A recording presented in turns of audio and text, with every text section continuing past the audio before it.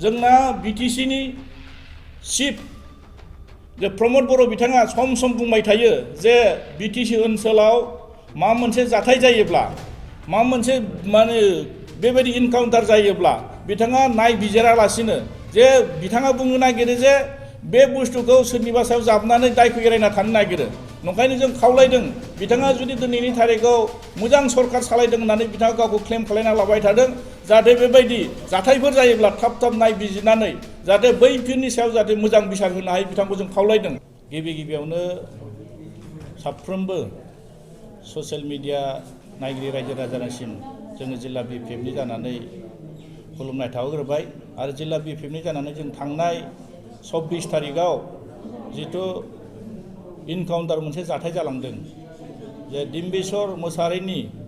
dad बडिखौ Kinaram बसुमतारीनि होननानै demand खालायनानै दिनै आसाम पुलिसनि माबायाव आसाम पुलिसा किनाराम बसुमतारीनि न'खराव डेड बडिखौ दिनै दैथायहरदों बिनि गेजेराव जोङो न'खराव बा ओनसोलाव सोंनानै मोनदों जे बे डेड बडिया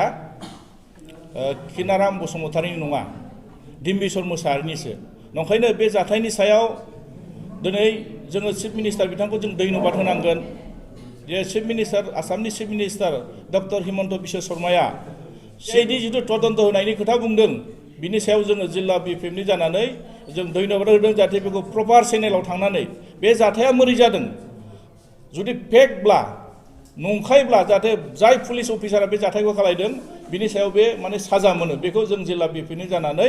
जोंनिफ्राय खावलायनाय थाबाय चिफ मिनिस्टार बिथांनिसिम आरो बेजों लोगोसे जों बुंनो नागिरदों जे दिनै डिम्बेश्वर मोसाहारिनि न'खरा जाहाथे बिनि सायाव मोजां न्याय बिसार मोनो मानोना जों नुनो मोनदों जे जोंनि ओनसोलफ्राव बर' समाजनि गेजेराव बे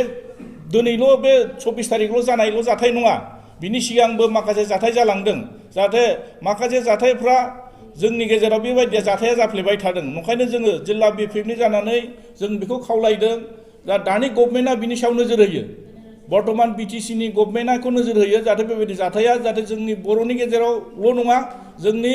BTC ओनसोलाव बेबायदि जाथाया जाया नंखायनो जों खावलायदों बिनि सायाव बे डिम्बेश्वर मोसाहारिनि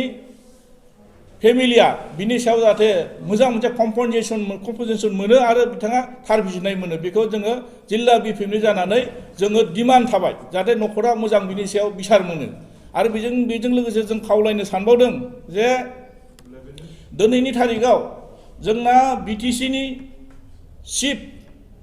जे प्रमद बर' बिथाङा सम सम बुंबाय थायो जे BTC ओनसोलाव मा मोनसे जाथाय जायोब्ला मा मोनसे माने बेबायदि इनकाउन्टार जायोब्ला बिथाङा नायबिजिरालासिनो जे बिथाङा बुंनो नागिरो जे बे बुस्थुखौ सोरनिबा सायाव जाबनानै दायखौ एरायना थानो नागिरो नंखायनो जों खावलायदों बिथाङा जुदि दिनैनि तारिखआव मोजां सरकार सालायदों होननानै बिथाङा गावखौ क्लेम खालायना लाबाय थादों जाहाथे बेबायदि जाथायफोर जायोब्ला थाब थाब नायबिजिरनानै जाहाथे बैफोरनि सायाव जाहाथे मोजां बिसार होनो हायो बिथांखौ जों खावलायदों नंखायनो आं खावलायनो सानबावदों जे बर्तमान जोंनि ओनसोलफ्राव बेबायदि जाथाया जाहाथे जाया आरो डेड बडिखौ थाबैनो जाहाथे बै माने जायफोर भिक्टिम न'खर जाहाथे माने डिम्बेश्वर मोसाहारिनि न'खराव जाहाथे बे डेड बडिया माने मोनलाङो बिथांमोना जों मिथिनो मोनदों जे बिथाङा सानथाम जाफैबाय बेहाय दिनैसिम सानथाम जाबाय दिनैसिमबो बिथाङा बे डेड बडिखौ मोनलाङाखै मानो मोनलाङाखै मा जानो थाखाय बिथांमोना दिनै डेड बडिखौ लाखिबाय थादों नंखायनो जों खावलायदों जाहाथे डिम्बेश्वर मोसाहारिनि न'खराव बे डेड बडिया थाबैनो मोनहैयो बेखौ जोङो जिल्ला BPFनि जानानै जोङो प्रकाशनखौ जों खावलायहरदों जाहाथे बिथांनि आखायाव जाहाथे गथायनानै हरो थेंक इउ যোৱা 24 তাৰিখ ফেব্ৰুৱাৰী ৰাতিপুৱা দৈফাংগাঁৱত যি ভুৱা এনকাউণ্টাৰ হৈছিলে সেইটো আমি জিলা BPF দলৰ তৰফৰ পৰা গৰিহণা দিছোঁ নিন্দা কৰিছোঁ কাৰণ যিজন ব্যক্তি কিনাৰাম বসুমতাৰী বুলি তেওঁলোকে গুলীয়াই হত্যা কৰিছিলে আসলতে তেওঁ কিনাৰাম বসুমতাৰী নহয় তেখেত ডিম্বেশ্বৰ মোছাহাৰী ইতিমধ্যে এইটো প্ৰমাণ হৈছে আৰু ইয়াৰ কাৰণে এটা উচিত তদন্ত ইয়াত কৰিব লাগে যদি কোনোবা দোষী হয় আইন আছে আদালত আছে তেওঁলোকে বিচাৰ কৰিব